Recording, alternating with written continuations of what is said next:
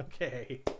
So, when it was announced that after Amazing Spider Man 2 came out and it wasn't as commercially successful as Sony wanted it to be, we kind of all know the story at this point. Marvel and Sony reached an agreement to have Spider Man be a part of the cinematic universe. Not Andrew Garfield's Spider Man, but a completely different Spider Man. And I can't remember the actor's name. Tom something. I'm not even going to try. I'm not the person to talk to. You never are. I don't know the names of actors. Again, I don't don't care. know these things. I don't care. Don't care about you. They're I just care about your character. They're not Pokemon, so I don't pay attention. Listen. I'm sorry. It's true. Was that a sore spot? No, it's absolutely true. It hurts because it's true. So yeah, there is still talk at Sony, even though they've got this marvelous. I didn't even plan that, but they have this marvelous deal with Disney that will basically just print the money if they just let it happen. But no, Sony's not going to do that. So what am I talking about here? Before, when the Amazing Spider-Man line was going to still had a future, let's just say it was going to continue. It was still going to be a film franchise that Sony was overseeing. They were going to do these spin-off films. I want to say there were at least 2 that were confirmed. One was going to be about Venom. One was going to be about the Sinister Six. And then maybe some other ones that they hadn't quite solidified. Okay? Everyone expected those films with the Marvel deal to be DOA. Like, not happening. They're going to just be doing like Spider-Man Homecoming and move on from Amazing Spider-Man. Apparently, that's not the case. The spin-off films are still in production. Did you want to say something there? No, you can go ahead. Are you just suffering from disappointment? Yeah, you go ahead and say what you had to say. Okay. So, where does this come from? This apparently comes from, let's see, Tom Rothman, who is, I guess, head of the Sony film division. He basically told in an interview with Collider, we are working on a lot of that stuff. There's a concerted effort, so I think there will be real news as opposed to speculated news before too long. It's going to be a franchise apart from and unrelated to the upcoming Spider-Man movie with actor Tom Holland. Okay, knew his first name was Tom. And I'm glad I didn't say his last name because I completely would have botched it. Tom Holland. No. Just no, Sony. Whatever you have planned, stop. Cease and desist. Do not attempt this. They're not even going to have it fit in with Spider-Man Homecoming or the Marvel/Sony partnership with Spider-Man. They're still working on these things. Venom apparently is further into production than the Sinister Six. And how do you have a Sinister Six movie without Spider-Man in it? Is that what they're going to do? Because if it's a movie about the Sinister Six, are they the main characters? Are they going to do like a weird take on the Suicide Squad where like the Sinister Six are the good guys? And then they're working on Venom, which they haven't handled him well in the past, certainly. Seriously, Sony, what are you doing with these properties? I'm at a loss.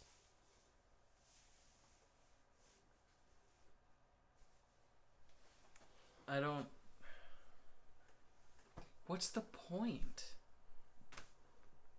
I mean, At this point, it's just wasting money to make a movie that connects with nothing. You're just being stubborn. And I don't know, do they have any other, like, not that I'm aware of, but does the Sinister Six fight anyone other than Spider-Man? I don't think so.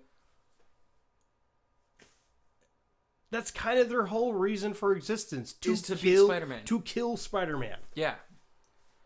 So, I don't know. Like, I didn't even think about trying to make, like, a Suicide Squad movie with these. But, like, the Suicide Squad is, like, they fight bad guys because they're being forced to, or they'll be killed themselves. It's like, there's a reason for them fighting villains so that they can live. Right. They have no other choice.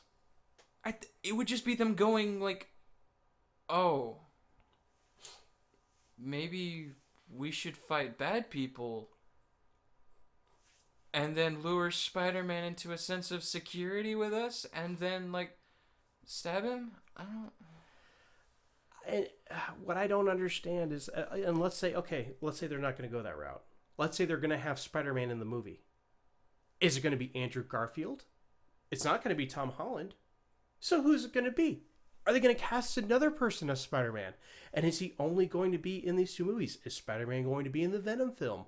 See, Venom makes sense as a film overall. However, you haven't established him in any other film other than... You have to have... If you have a Venom origin story, Spider-Man is a part of that. If you try to do it without Spider-Man, it will not work. I don't trust them to do that correctly. No. It's like these two films were meant to be what they wanted Amazing Spider-Man to be. Because the first one came out in 2012. Not all that long ago.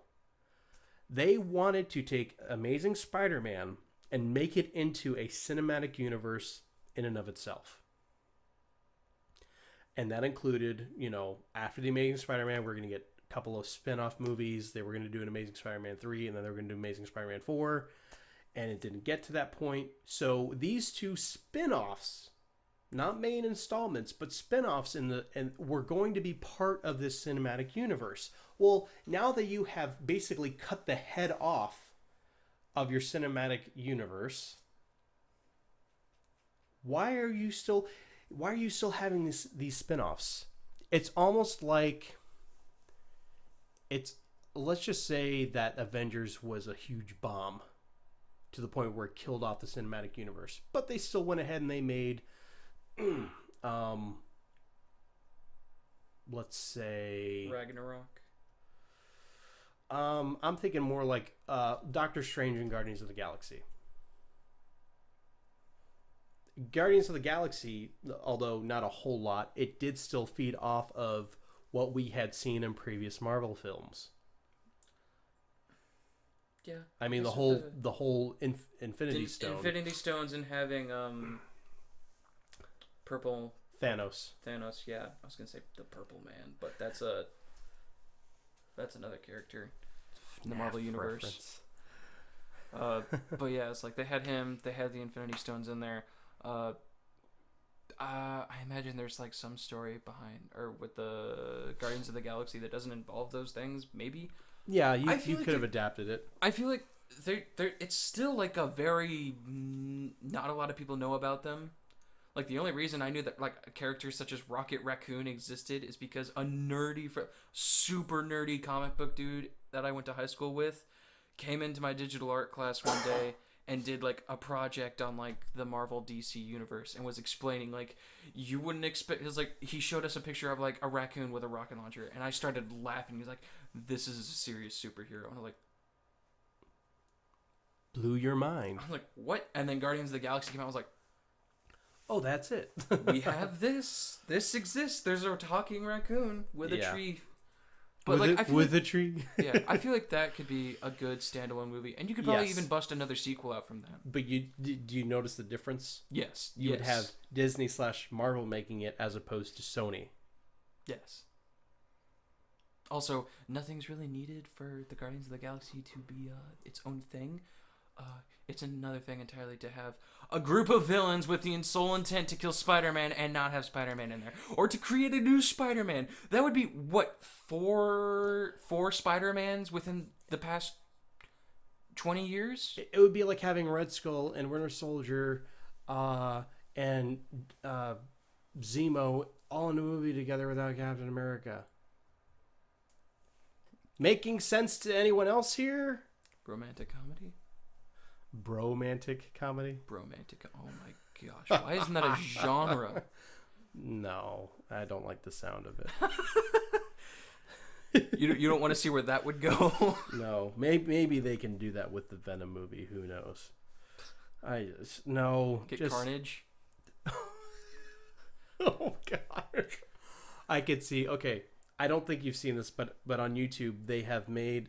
There's this guy who's made who took the Avengers and clips from the Avengers movies and made it into like the opening of Full House.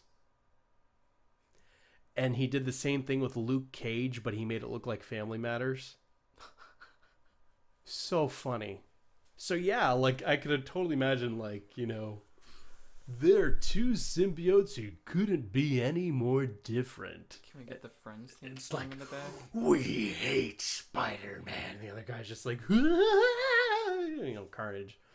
And it's just like, one's a blithering idiot and the other one can't think of Spider-Man or can't go without thinking of Spider-Man for longer than 2 seconds. It's great. Someone should work on that. An apartment in New York. Have you paid the rent yet, Carnage? I will eat your spleen. And then Carnage is like, the rent! We are the rent! You know, something crazy or whatever. I don't really know enough about Carnage, even though I think it's an awesome character. Why haven't we gotten him in the movies yet? Come on. I guess because Venom's more popular than Carnage. But Carnage is more dangerous. Also, he's red. And that's usually when Spidey and Venom have to team up, is to take him on because he's just so strong. Not even Venom really can handle him also, by himself. I like how like creepy he looks. From what I've seen, like he's like a like chaos. Linky and it's just utter chaos. And he's black and red mixed together. Okay. Carnage. He's not just red. At least in the comics, there's a lot of really good contrast when he first came out in the early 90s. But yeah, just please, Sony, just stop. Take the gun. Let me get the gun away from your temple there. Okay. Or maybe just pull the trigger and end it.